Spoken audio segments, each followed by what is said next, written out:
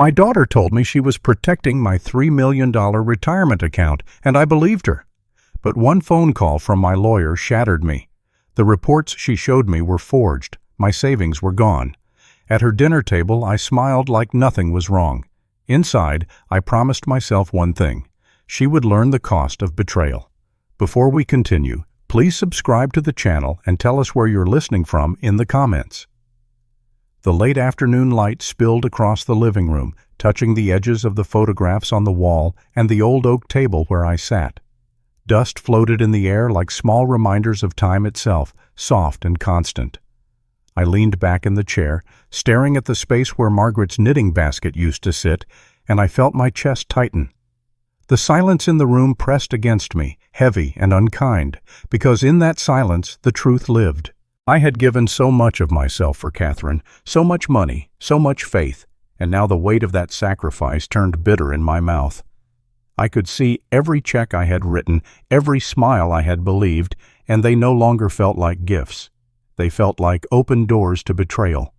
I remembered the day I signed the first tuition check for Catherine's college. $60,000. I remember the way my hands trembled, not from fear but from pride. I wanted her to have the best chance, the kind of chance I never had. I worked double shifts to cover it, skipped vacations, skipped new clothes, but I wrote that check with a smile on my face. I told myself, this is what fathers do. Later, when she graduated, I surprised her with a Lexus. $25,000. The shine in her eyes was worth more than the shine of the paint, or so I thought. Margaret told me we should be careful, but I laughed and said, she deserves it. Then came the wedding. $40,000 for a hall filled with roses and chandeliers, all so Catherine could feel like a princess. I stood there in a tuxedo too tight for my shoulders, watching her dance, and I thought I was the richest man alive. Now those numbers carved themselves across my chest like scars. 60, 25, 40. Each one is a reminder. Each one is proof of how blind love can be. My eyes drifted toward the house itself, the walls Margaret and I had built with sweat and patience. $700,000 of value today, but no money in the world could measure what it meant to me. I had laid the hardwood floors with my own hands, plank by plank, sanding and sealing until my knees ached. Margaret had chosen the curtains in the kitchen, yellow with small blue flowers, because she said they made the morning light softer. On the mantel still rested our wedding photo, her veil catching the sunlight just right. Beside it stood my father's old clock, the one he wound every night until the day he died. That clock still ticked, steady and faithful, when everything else around me fell apart. Now I knew Catherine and Brian wanted to turn this house, this sanctuary, into leverage. They wanted to take it from me, declare me incompetent, and shove me into a nursing home like a burden to be shelved away. The thought alone felt like someone was chiseling into the bones of my life. I picked up one of the quarterly reports Catherine had sent me. My hands shook as I held it. The numbers lined up neatly, typed and official, like soldiers standing at attention. But they were lies. My lawyer had confirmed it. Forged. Worthless. I heard her voice echo in my memory, sweet and confident. "Don't worry, Dad. I'll take care of it." How many times had she said that? I trusted those words the way a child trusts the sound of their mother's lullaby. Now they cut me open, sharp as blades. Every syllable was a betrayal. I whispered them aloud, just to hear the cruelty in them. "Don't worry, Dad." It was like listening to a lullaby played backwards, twisted and cruel. My chest burned with anger, with grief, with disbelief so heavy it made the room tilt. I wanted to shout, to smash the glass of water sitting beside me, but I didn't. I just sat there, feeling the weight of what trust had cost me. For a moment, I closed my eyes and saw Margaret's face. She was smiling the way she always did when she wanted to remind me that storms eventually pass. I walked to the mantel and touched the edge of her photo. The glass was cool under my fingers. "I won't let them destroy what we built," I whispered. My voice broke halfway through, but the promise was made. That small sentence was more than words. It was a line in the sand. For weeks I had felt like a victim, trapped and helpless, but as I looked into Margaret's frozen smile, something shifted inside me. Pain didn't disappear, but it transformed. It hardened into resolve. Betrayal had torn me down, but resolve would stand me back up. I realized in that moment that I was not finished. I still had a mind. I still had my dignity. They thought they could strip it away, but I would not hand it over. I turned back to the desk and pulled open the bottom drawer. Papers slid against each other, the smell of old ink rising. There it was, the folder with Margaret's life insurance and our property documents. I pulled it out and spread the contents across the table. The policy papers, the deed to the house, the investment statements, all of it lay before me like an army of silent allies.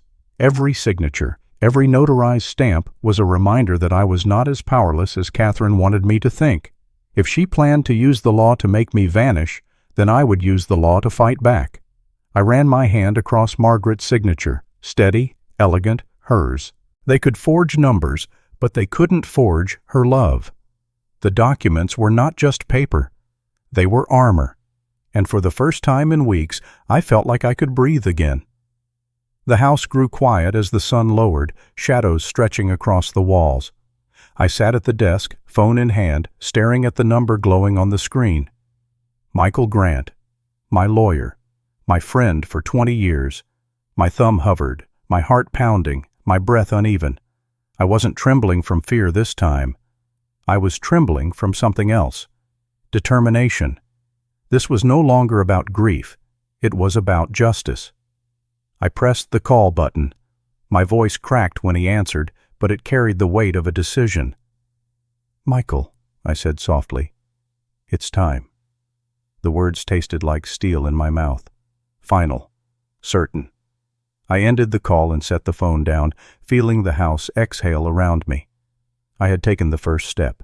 Catherine thought she had drained me dry, but she had no idea. She believed she held every card. She was wrong. The real game had just begun. If you're still watching and find this story interesting, please comment 1 below to let me know you're here with me.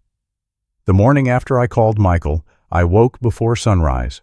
The house was quiet, the kind of quiet that almost has a sound of its own. I made coffee the way Margaret liked it, 1 scoop too strong, and let the steam warm my face.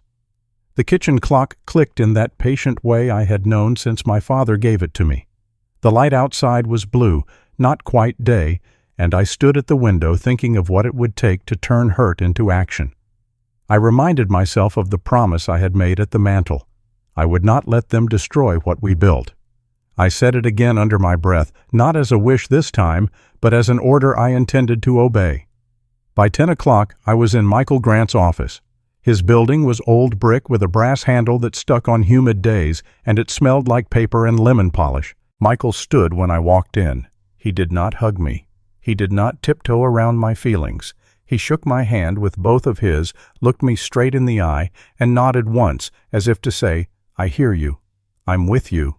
Emily Rhodes was already there, her laptop open, a pair of glasses resting on a folder thick enough to hold a winter.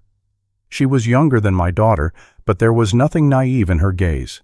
She slid a legal pad toward me and spoke softly, like a nurse who knows where the pain is and how to get close without making it worse. She laid out the plan as if it had been waiting on a shelf for us to take down.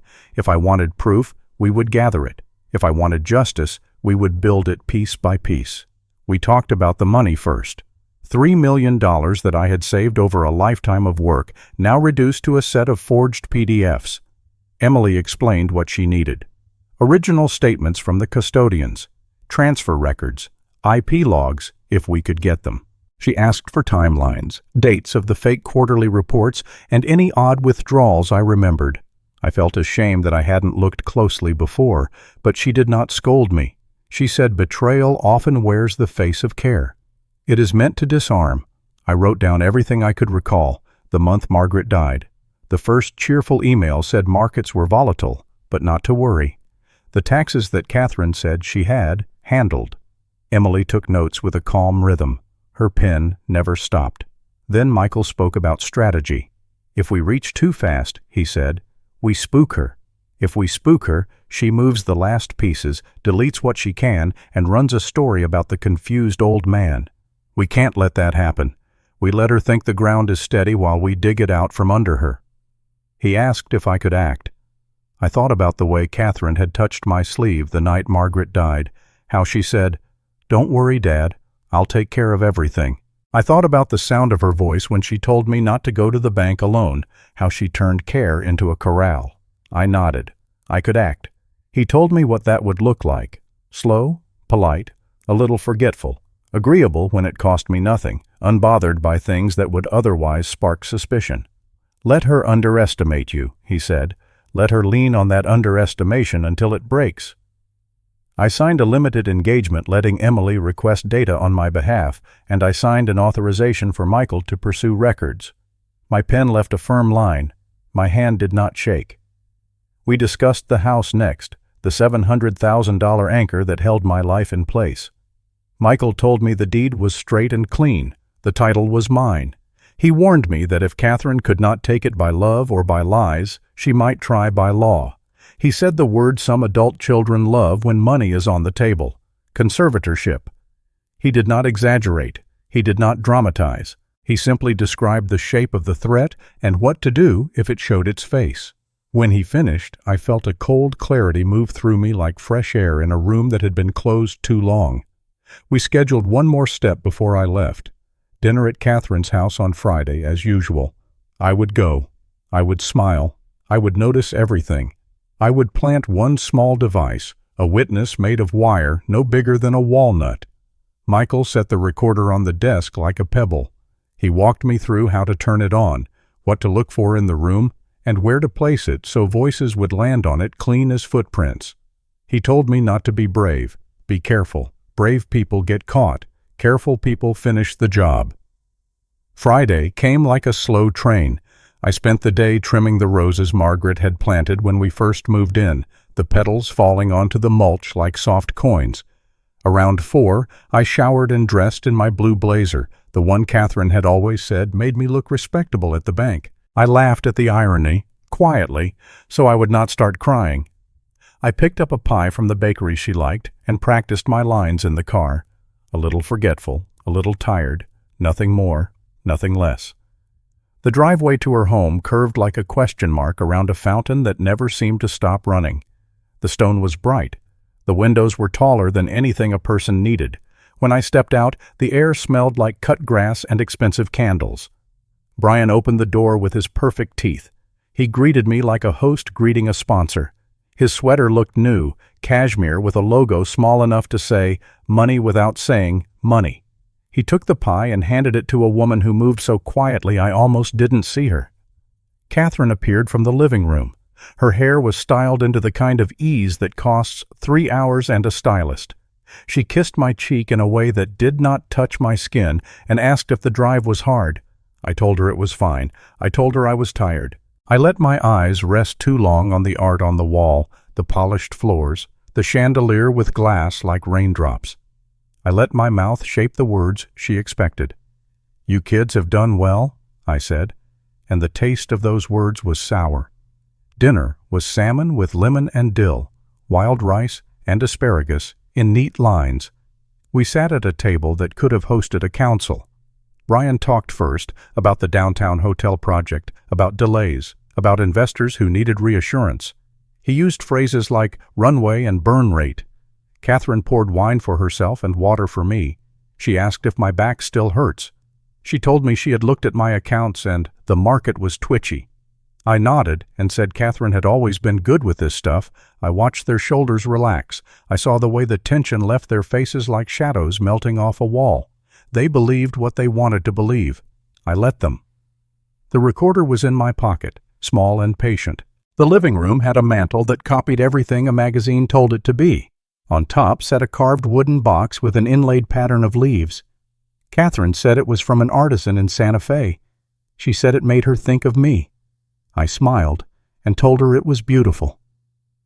While Brian carried plates to the kitchen and Catherine checked the oven, I slipped the recorder into the box and tilted the lid just enough that the tiny microphone could see the air. My heart beat in my ears so loud I thought the chandelier might shake. When Catherine returned with dessert, I was sitting exactly where she had left me, a polite old man with hands folded, ready to be managed. We moved back to the living room, coffee on a clean tray, Cake cut into even squares. Catherine stretched her legs on the couch, a gesture that said this was her stage, her lighting, her show. She began to talk about simplifying my life, how automatic payments could keep me from worrying about bills. How could she set up a system so I never had to drive to the bank again? She used the words safety and stress reduction and peace of mind. She used the soft voice people use when they tell you the dog went to live on a farm. I watched her move pieces in her head the way a chess player moves pieces on a board. I nearly missed it when she added lightly that she had shifted a small piece of the family company paperwork to Brian's name purely for convenience. She said it so casually I almost thought I imagined it. Then she looked at me to see if I had heard. A heat rose in my face. The company I had built in my 40s, the one Margaret had helped me name, the one that had paid for braces and braces again, the one I had sold down to a few quiet assets that still paid small dividends. She had touched it. She had moved a piece without asking, and she called it convenience. I felt a pressure at the back of my throat, a sound trying to climb out. I kept it inside. I smiled and said I trusted her judgment. Then I asked a question as if I were asking about the weather. I asked nothing that could be quoted, nothing that would sound angry on tape. She nodded, assured me it was nothing, just a signature here, a signature there. Brian chimed in about efficiency. The word echoed in the high ceiling like a cheap bell. I sipped my coffee and let the anger fold itself neatly for later. On the drive home, the world felt too sharp, too bright. The tires hummed against the road, and I let the sound steady me. I pictured the recorder resting quietly in that little wooden box. I pictured the waves of their voices slipping into its tiny memory. I exhaled and thought about the next move. The plan required a rumor. It required a small stone thrown into a small pond so the circles would spread to the right ears. Franklin Moore was the stone thrower we needed. He had a heart that wanted connection and a mouth that could not hold water. I called him the next day and asked if he wanted to meet for lunch at Dee's Diner, the place with the best Reubens and the coffee that tasted like the 90s. He said yes before I finished the sentence. We sat at our usual booth, the one by the window with the view of the parking lot and a crooked flag that someone should have fixed 3 summers ago. I let Franklin talk first, because that is how he works. Weather, church, the football team, and whether the new coach had any sense. Then I sighed in a way that sounded like an old hinge and told him I was tired of the house. I said the stairs were too much. I said the yard was a second job. I said someone I knew had moved to a luxury retirement community in Arizona and spent his mornings at the pool and his evenings at a card table with friends who did not ask him for money. I laughed like an old man laughing at his own foolishness and said, maybe I should sell while prices are still good. I watched the idea land in Franklin's eyes. It did not sink. It splashed and sent ripples. He put his hand on my arm and said I should do what made me happy. He said he would keep it between us. I smiled and ordered pie. That evening my phone rang. The picture on the screen was of my daughter. I let it ring 3 times so she would have time to practice the tone she thought worked best on me. When I answered, she sounded as if her voice had been dipped in honey. She asked if I had seen Franklin. She said he had called to check on me. She said he was worried because I had been talking about selling the house. She paused. She waited. I let the silence grow. Then I said, maybe. I said the Arizona sun sounded nice. I said I had always liked the idea of a place with no snow. I said I was tired. I made my voice softer and said I missed Margaret more now than I had in the first year, because grief is strange like that. I did not mention the box on her mantel, or the recorder inside it, or the word convenience ringing in my head. I gave her exactly what she needed to believe. I gave her a father who could be managed. Catherine's breath tightened at the edges. She told me selling was a big decision. She told me the market was down. She told me she could run numbers to help me see how unwise it would be. She told me she and Brian could help hire a gardener and a handyman and a driver, so I would not have to worry about anything. She used the word we so many times that it began to sound like a we without me included. I thanked her for caring. I said I would think about it. I asked if she had enjoyed the salmon. I told her the pie was store-bought. She laughed and told me I deserved better than grocery store pie. The call ended with small pleasantries dressed up as love. The next morning, I went back to Michael's office with a small paper bag in my pocket. I placed the recorder on his desk. He plugged it into a little device and listened with headphones while Emily watched me, not with pity, but with a kind of protective respect. Michael's eyes did not change, but the muscles along his jaw did. He rewound and listened to one part again. He pressed a key, and a waveform appeared on his screen, a small mountain range of betrayal. He looked up and nodded. "Good," he said. "Very good." He asked about Franklin. I told him the rumor had been planted and watered. He nodded again. "Then we wait," he said. Waiting is a skill, and I had not practiced it in years. But grief had already taught me how to sit still with pain. I could sit still with a plan. Emily opened her laptop and showed me a map she was building. Lines connecting dates, arrows running between accounts, names of entities that sounded like shell companies you would pick if you had run out of imagination. She showed me a transfer that matched one of the fake quarterly reports, a neat subtraction on my side, and an equally neat addition to a company that had never existed until 3 months after Margaret died. She showed me vendor payments that claimed to be consulting fees but went to a card used for dinners that cost more than my first car. She did not need to tell me what it meant. I could read the story in the numbers. Steady withdrawal, steady disguise. The quiet erasing of a man's life made to look like care. Michael made a pot of coffee that tasted like the last pot of coffee had been made in the same machine 2 years ago. He told me what he thought might happen next. If Catherine believed I was serious about selling the house, she might try to slow me down with kindness. If that did not work, she might try to speed up a process in court that would make her kindness permanent in the eyes of the law. He warned me that if we saw signs of that, we would have to be ready to show a judge a different story. He asked if I was willing to have every private hurt turned into public proof. I thought of Margaret. I thought of the hardwood floor, of my father's clock, of the way my grandson had once fallen asleep on my chest while football hummed on the television. I said yes. I left the office and drove to the bank where I had kept a safe deposit box since Margaret and I were young. The vault door was heavy enough to remind a man of his own smallness. I took out the original deed and made new certified copies. I updated the access list for the box, removing anyone but me and adding Michael as an emergency designee. The manager did not ask questions. She had seen things. People come in with smiles and leave with shakes in their hands. Before I left, I set up a password on my accounts that only I and the manager could use, a word no one would guess because it was the name of the street where Margaret and I had our first apartment, a street so ordinary you would never put it in a movie. Small steps, quiet steps. Each one is a stitch holding me together. That night, Catherine texted me a photo of a backyard patio set and asked if I wanted something similar for my place so I could enjoy the fall. I stared at the picture. The wicker looked like it was braided by a machine pretending to be hands. I typed back that I did not need anything. She wrote, "Let me spoil you, Dad." I sat with that sentence for a long time. I thought about what spoiling means when you are the one being eaten. I did not respond. I let the message float there, a small balloon that never found a hand.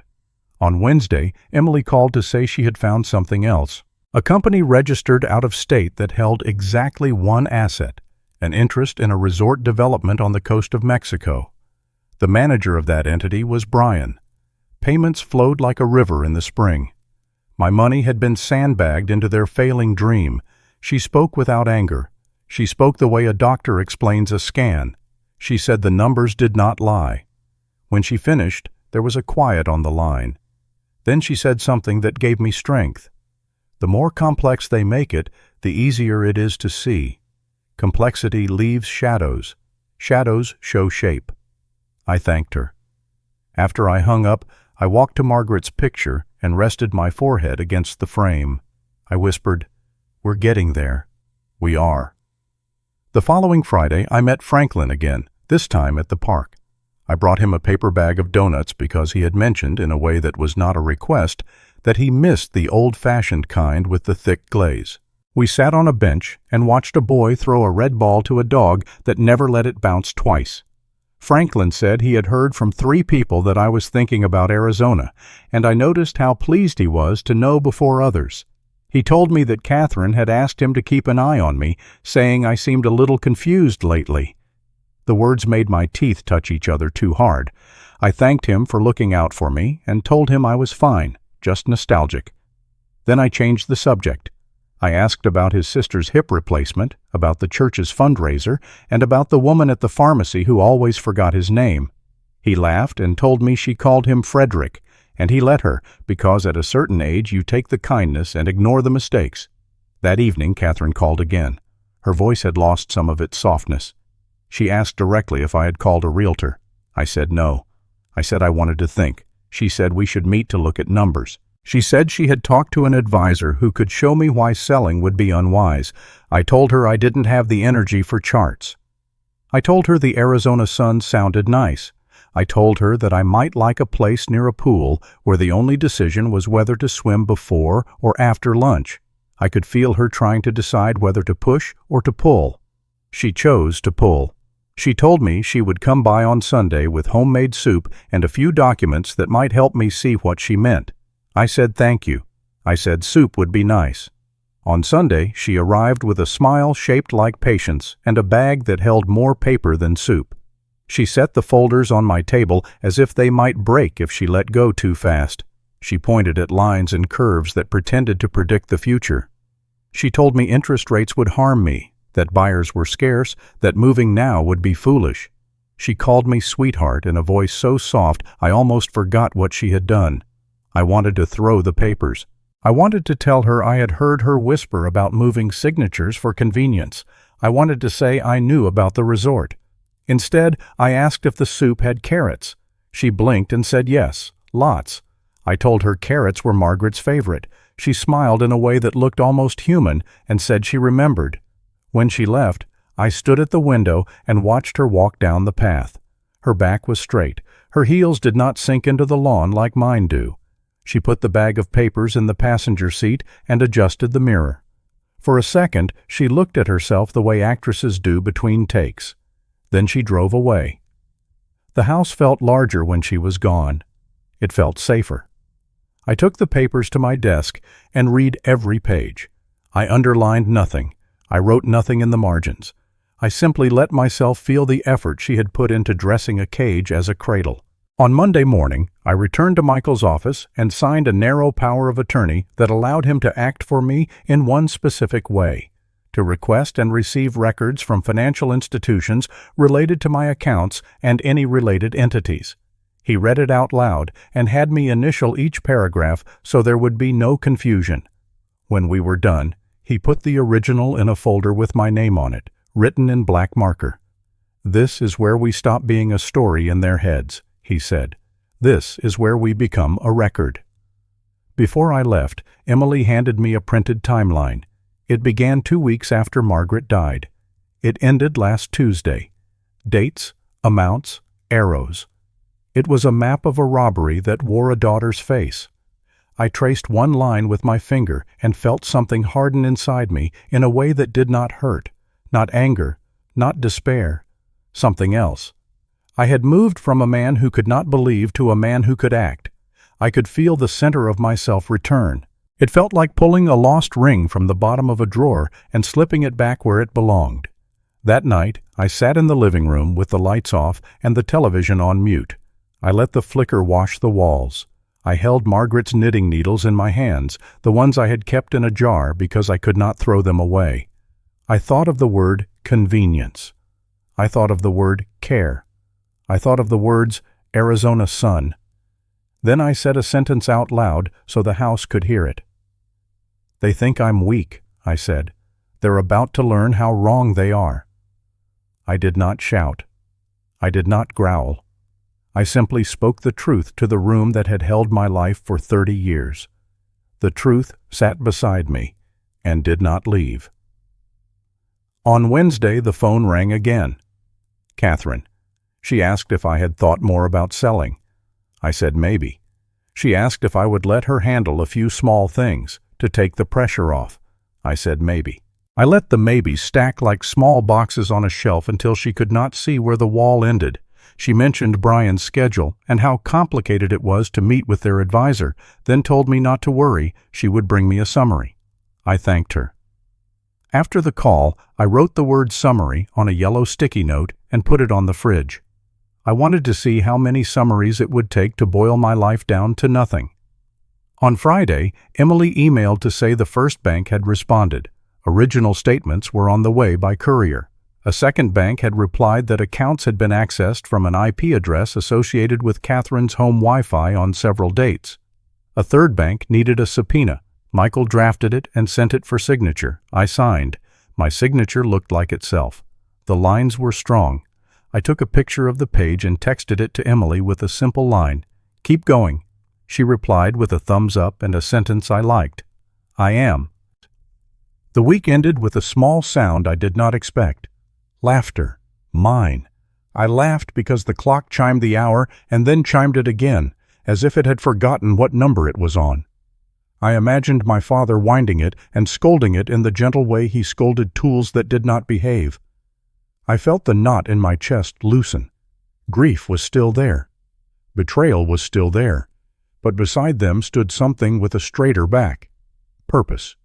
It held my elbow the way Margaret used to when we crossed the street. Sunday evening, I walked the perimeter of the house. I traced the edges with my eyes the way a guard checks a fence. I made a small list in my head of things I could do without. The old lawnmower that needed more love than it gave. The ladder I did not need to climb again. The boxes in the attic labeled tax records from years that had dust on their numbers. I did not list the mantle or the photo or the clock. Those were not things. They were the spine of my life. Before bed, I called Michael and asked a question that felt like standing on the diving board with my toes over the edge. I asked what would happen if Catherine tried to move faster. He said we would not chase her. We would let her run into us. If she files, he said, we will be ready. If she talks, we will listen. If she lies, we will show the record. I thanked him, and he told me to sleep. I said I would try. I set the phone down and felt the house grow quiet around me. The quiet did not scare me anymore. It sounded like a curtain lifting. When I finally turned off the light, I lay on my side the way I had since Margaret's last hospital night, when we promised each other we would keep going, each in our own way. The dark was gentle. The air was cool. I closed my eyes and let the last thought of the day be a simple one. They don't know what I'm holding. They don't know what's coming. And somewhere in a carved wooden box in a living room that was not mine, a small device waited with its patient memory. Soon, it would not be the only witness. Soon, the paper and the numbers and the signatures would speak. Soon, the game my daughter thought she was winning would change. I did not need to hurry it. I needed to be ready when it arrived. I slept, and for the first time in weeks, my sleep was not filled with falling. It was filled with buildings, beams, braces, plans drawn with clear lines and a scale that made sense. In the morning, I would sign one more document, a small one, authorizing Michael to file for certified copies of anything the county held with my name on it. It would take 10 minutes, but it would mark a line between before and after, a small signature for a large change. They would not see it, they would not feel it. Not yet, but I would.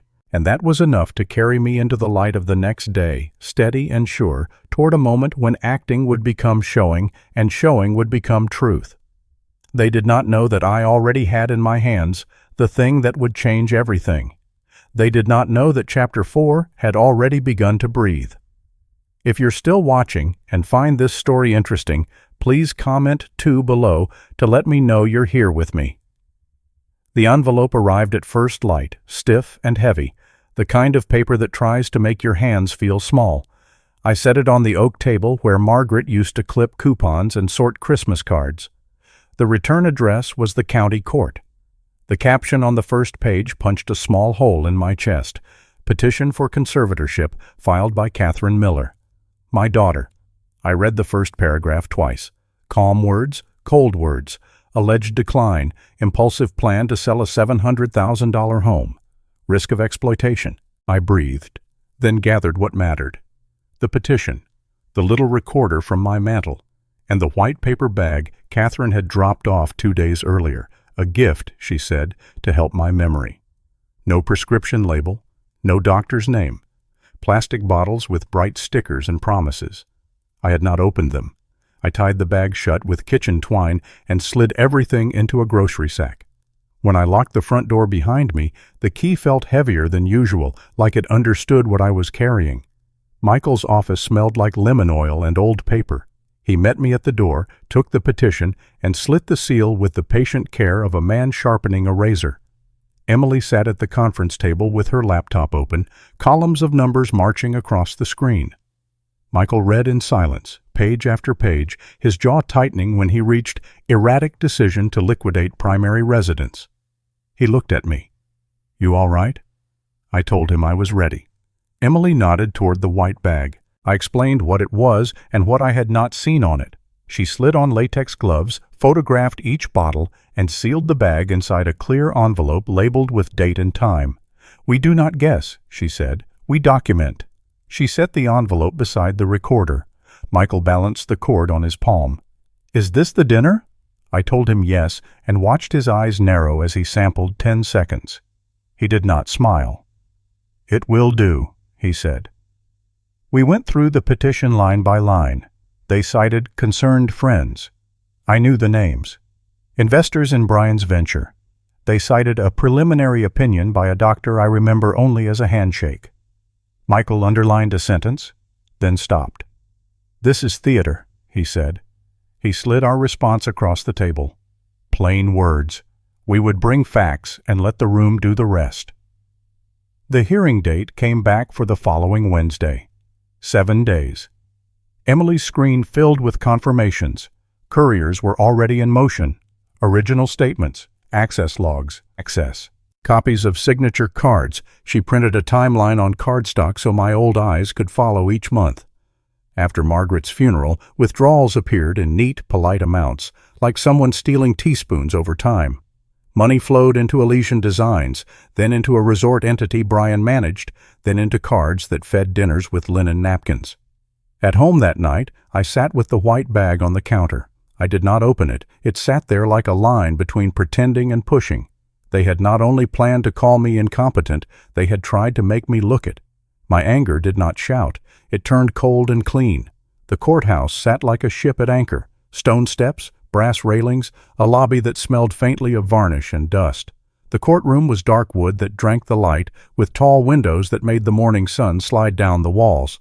I wore my blue blazer and polished my shoes the way my father taught me. I stood beside Michael at the counsel table and folded my hands to keep them still. Across the aisle sat Catherine and Brian with a lawyer in a suit that fit like a confession. Catherine did not look at me. Brian stared at the floor as if answers were carved into the planks. The judge entered, and the room settled around her. Her robe did not make her look large. It made her still. She asked for opening statements. Catherine's lawyer stood and sang the song they had written. Loving daughter, aging father.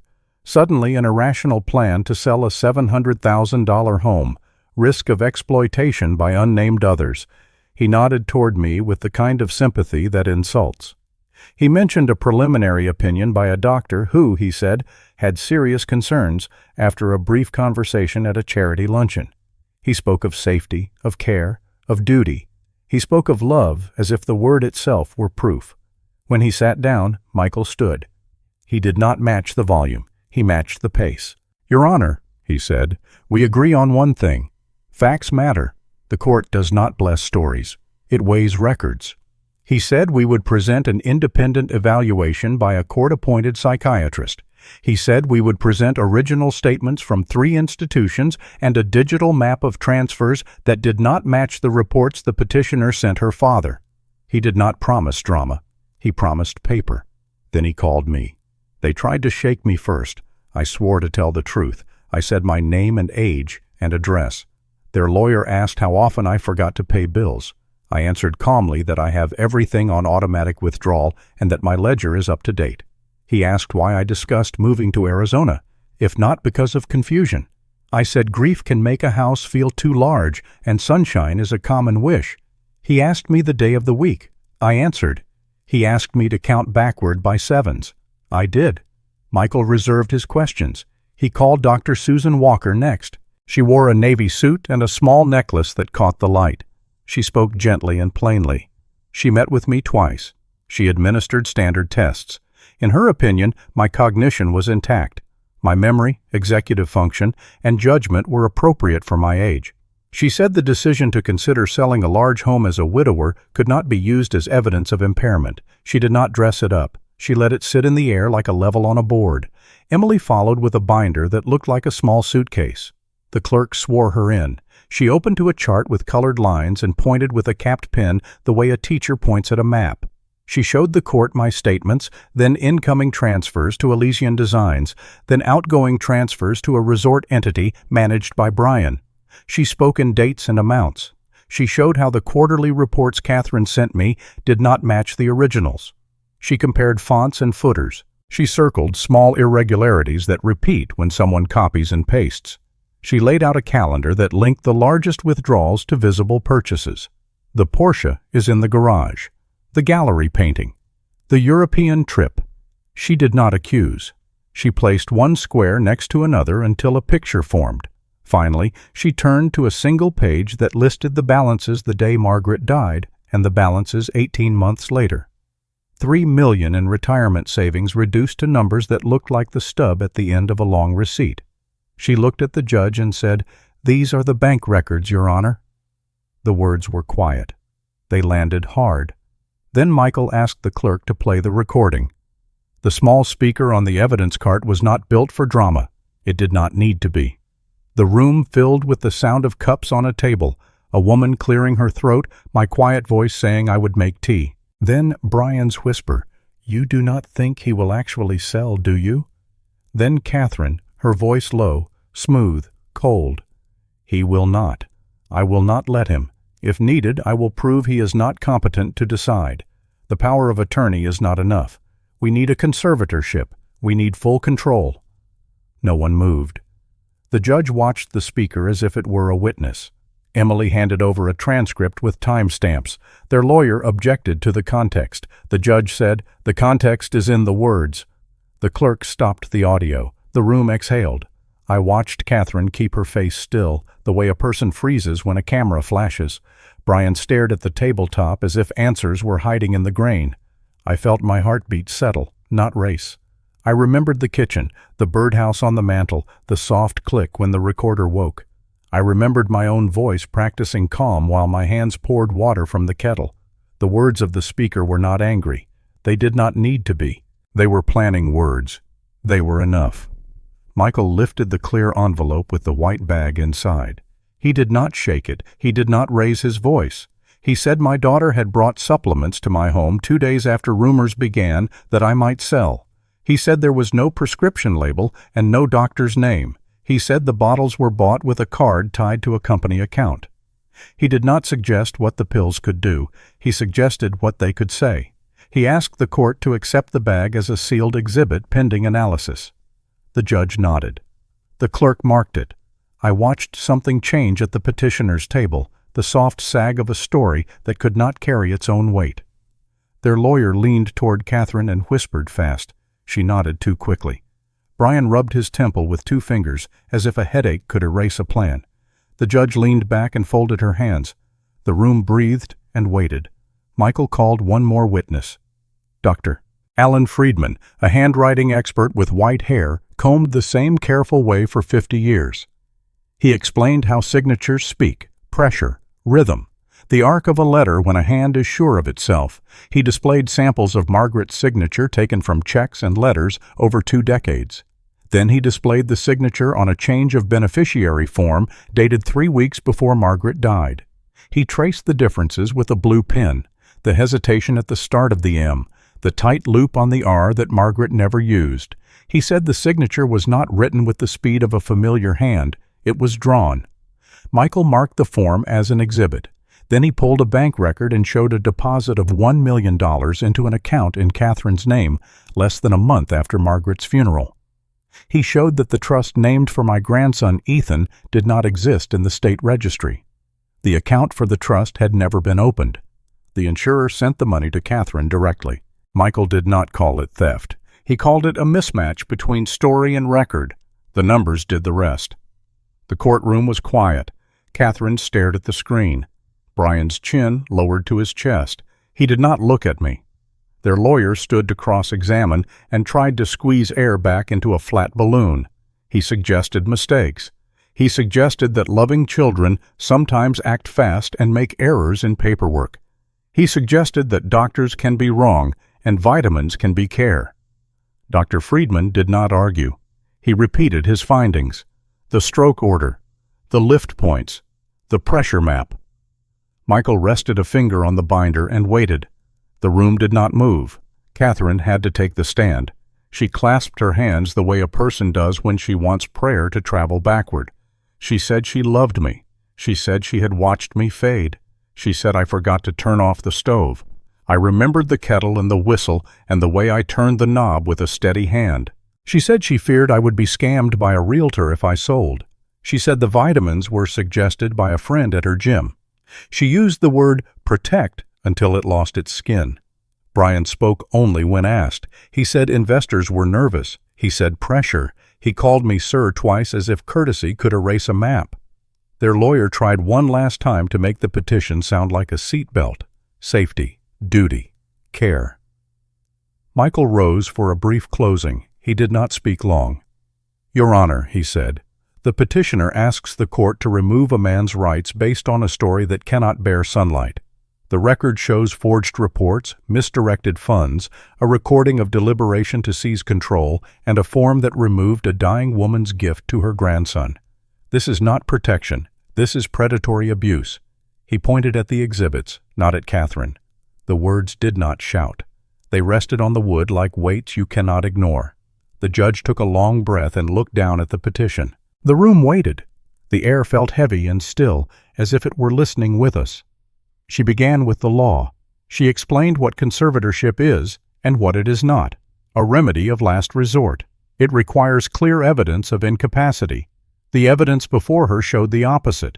She spoke of Dr. Walker's evaluation. She spoke of Emily's analysis. She spoke of the recording, which she called candid and credible.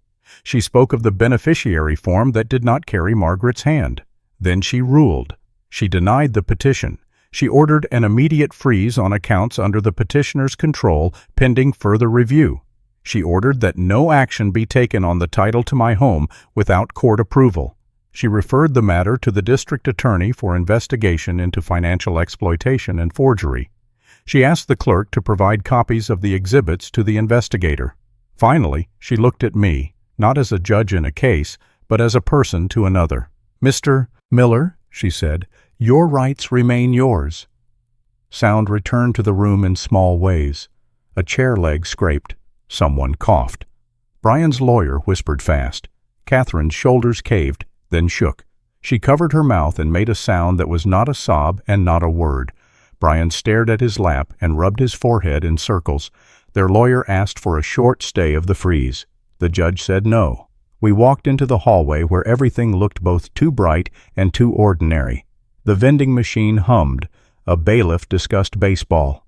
I leaned against cool marble and let it steal heat from my back. Michael put a hand on my shoulder. Breathe. Emily smiled the way people smile when the work is not done, but the worst corner has turned. She said she would handle the next steps and told me to go home. I nodded. Home. The word felt different. Outside, the sky was high and thin. Michael offered me a ride. I said I wanted to drive myself. I wanted the wheel in my hands. On the way, I stopped at the bakery and bought a loaf that still held the oven's warmth. I do not know why. I just wanted to carry something living into the house. In the kitchen, I set the bread on the counter and made tea. I put the white bag on a high shelf. It will go to a lab. It will become part of a file. For now, it is only a symbol of a line I refuse to cross. I touched the counter where Margaret rolled pie crust and whispered, "We did it." The words were quiet, not triumphant. Justice sounded like a breath, not a shout. Back in the empty courtroom, I gathered my blazer from the chair and glanced at the bench. The judge was gone, but her words still seemed to hang where the light fell. She had added one sentence after her ruling, the one that pressed through the air and settled in the bones of the room. This is not care. This is predatory abuse. She said it without heat. She said it as a classification, the way a botanist names a plant. The clerk began to stack exhibits. The bailiff powered down the monitor. The wood creaked as if it could finally relax. I stood at the counsel table for a long moment and let the quiet wash over me. I thought of Margaret's hands tying Ethan's shoes. I thought of the porch she had stained herself, one board at a time. I thought of the way Catherine's voice had sounded on the recording, smooth as a ribbon pulled tight. The plan had been to draw a circle around me and lock it shut. Title: Accounts. Power. Words that can cage a person if no one looks closely. Today, someone had looked closely. The cage was not real. The door was paper, and the paw was torn ears. At home, the light moved across the floor in slow squares. I sat in my chair and let the house speak in its old sounds. The refrigerator's hum, the tick of the clock, the distant rush of a car passing, headlights sliding over the ceiling like quiet boats. I did not turn on the television. I did not answer the phone. I thought about numbers that had thundered in that wooden room. 3 million, 1 million, 700,000. They sounded like storms. Yet the number that mattered was smaller. One. One judge listened, one record that held, the right to decide where I live. I whispered to the photograph on the mantel, "We are safe tonight." The answer came back in silence, which was enough. Feeling dismissed is hard, isn't it? If you believe everyone deserves justice, comment justice. Now let's see what they'll do to change that. If you're still watching and find this story interesting, please comment 3 below to let me know you're here with me. The courtroom had fallen quiet days ago, but the echoes of it stayed inside me like the ring of a hammer on steel. The words of the judge, "This is not care, this is predatory abuse," were still carved into my memory. For the first time in months, I felt like the world had tilted back into its rightful place. Yet justice, once delivered, does not erase the wreckage left behind. It only gives you the space to clean it up. That was the work of the days that followed, and that was the road I began to walk as Chapter 5 of this long fight opened before me. The first consequence landed on Catherine and Brian. Their accounts, once filled with the hum of transfers and the illusion of wealth, froze solid under the weight of court orders. I heard, through Michael, and through neighbors who liked to talk, that the Porsche in their driveway no longer belonged to them. The gallery that they had flaunted on social media canceled Brian's membership. The bank they thought was their ally sent formal letters demanding repayment. By the end of the month, the lights in their big house dimmed for good.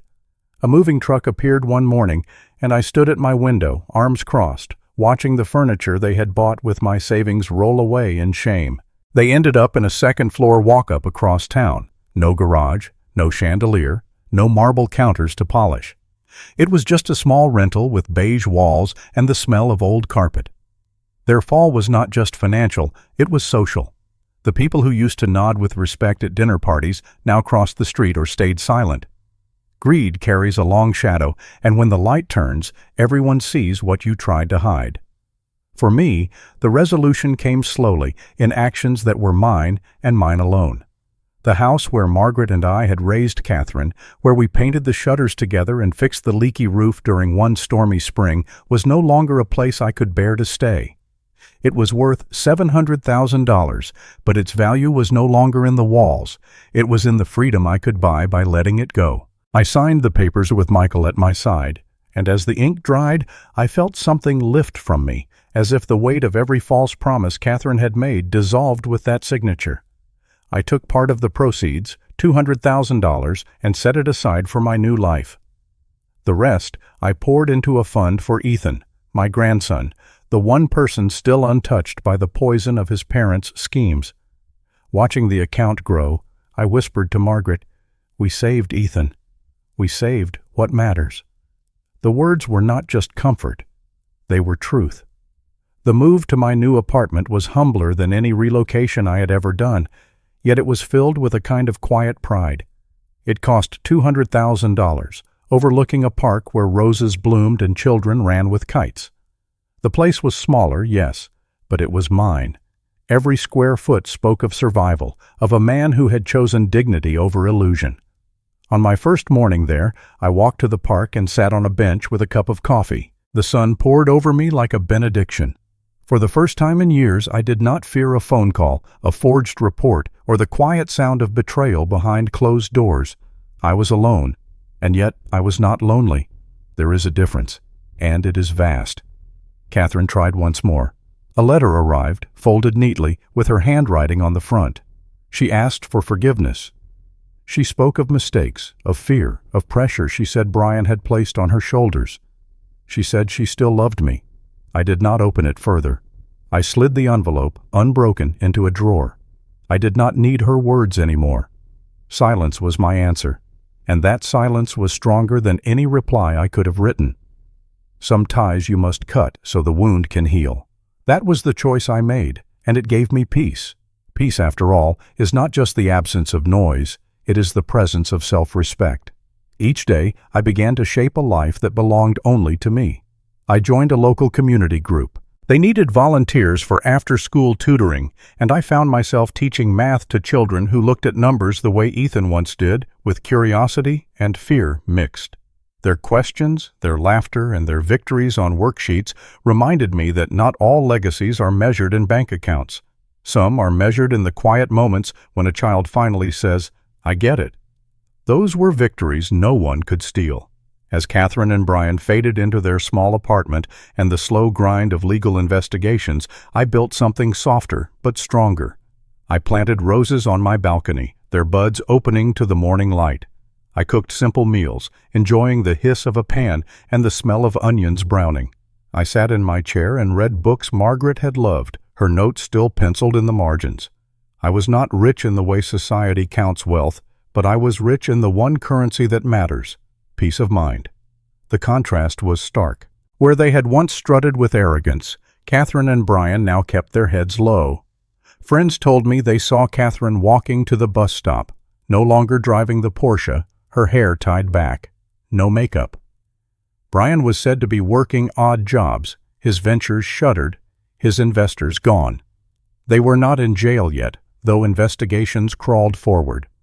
But they were prisoners nonetheless, trapped in the smallness of their own choices, locked in the silence of doors that no longer opened for them. That was their defeat. For me, it was liberation. Every evening as the light faded, I sat on my balcony with a cup of tea and whispered to Margaret's photograph, "We made it. We're free." The words were not dramatic, but they carried the weight of everything we had survived. I no longer had to fight. I no longer had to defend. I simply had to live. And living, after betrayal, is the sweetest victory of all. From all this came lessons I could not ignore. For parents, the warning is clear. Do not hand over your assets without the shield of law. Love must be balanced with wisdom, and trust must be guarded, even with your own children. For children, the truth is harder still. Money will never replace trust. Once you break that bond, no inheritance can rebuild it. And for all of us, in a world that worships wealth, remember this: greed can turn blood into strangers, but truth and character are the only treasures that endure. I whispered once more to Margaret as the roses trembled in the wind, "I don't need them anymore. I have myself." That was not loneliness, that was freedom. Now, a new season waits. I signed up to help at the local charity, teaching kids who need guidance, filling hours with purpose instead of fear. The park outside my window is alive with laughter, and I plan to walk its paths each morning. A new project, a new community, maybe even a new friendship. All of it lies ahead. Chapter 6 is waiting, and I am ready to turn the page. The mornings in my new apartment came softly, almost like a blessing. I would rise early, shuffle to the kitchen, and brew a pot of coffee. The smell filled the small space, weaving itself through the curtains, and by the time I stepped out onto the balcony, the world already felt gentler. From where I stood, the park stretched out in quiet greens and soft yellows. Children's laughter drifted faintly in the distance, joggers passed with the rhythmic sound of sneakers on pavement, and the roses I planted on the railing leaned toward the light as if reminding me that life always bends toward hope. It was not the mansion Catherine and Brian once flaunted, nor the large house Margaret and I had built with our hands, but it was mine, and it was enough. One of the first things I did after settling was to establish a scholarship fund in Margaret's name. I took $50,000 and gave it to the local high school, making sure it would help young students who dreamed of college but lacked the means. When I signed the donation papers, my hand shook, Not with weakness, but with a swell of pride. For so long, my money had been a weapon used against me, twisted into chains of manipulation. Now, for the first time in years, it became what Margaret and I had always wanted it to be, a seed for someone else's future. I whispered to her picture on the wall, "This is for you. This is for the kids who need someone to believe in them." The thought brought a warmth no luxury car or marble countertop could ever give. Life became steady, anchored by small routines that soothed me. In the mornings, I walked the park paths, waving to the same old man who fed the pigeons and to the young mother pushing her stroller. At noon, I would cook simple meals, remembering how Margaret used to hum as she stirred the pot. In the evenings, I read books she had loved, underlining the notes she had scribbled in the margins years ago. Every corner of my apartment told me I had survived something terrible and come out with dignity intact. Peace, I learned, is not grand. Peace is ordinary, and that is what makes it priceless. Meanwhile, the consequences for Catherine and Brian grew heavier by the day. The trial had left them stripped of their fortune, and their reputations crumbled in public view. I heard through neighbors that Catherine tried to apply for a position at a local nonprofit, but was turned away once her name appeared in the news search. Brian was spotted working construction, a man who once boasted about investments, now carrying lumber for someone else's paycheck. They had moved into a cramped rental apartment with peeling paint and noisy pipes. For people who once bathed in excess, the silence of that small space must have been deafening. I did not gloat, but I did not pity them either. Choices carve paths, and theirs had led them exactly where they were. They tried reaching out once or twice. I received an email from Catherine with a subject line that simply read, "I'm sorry." I did not open it. I remembered the lies she had wrapped in her gentle voice, the forged papers, the false reports she had handed me with a smile. I remembered Brian's smug grin as he parked the Porsche in the driveway bought with my retirement. No letter could erase that. Silence, once again, became my answer. I had no anger left, only a boundary firm enough to protect the rest of my life. I folded the apology into nothingness and turned back toward the window where the roses bloomed. The unexpected came one afternoon in the form of a letter I almost overlooked. It was not from Catherine, not from Brian. It was from Ethan, my grandson. The handwriting was uneven, the words pressed hard into the paper as if his small hands wanted to make sure nothing could erase them. He wrote, "Grandpa, thank you for protecting Mom's memory and my future." The words undid me. Tears came, not heavy with sorrow, but light with relief. Ethan was still untouched, still seeing me not as the enemy his parents had painted, but as the grandfather who had fought for him. That letter was worth more than every dollar lost and every battle won. It was proof that love, even in fractured families, can survive the fire of betrayal.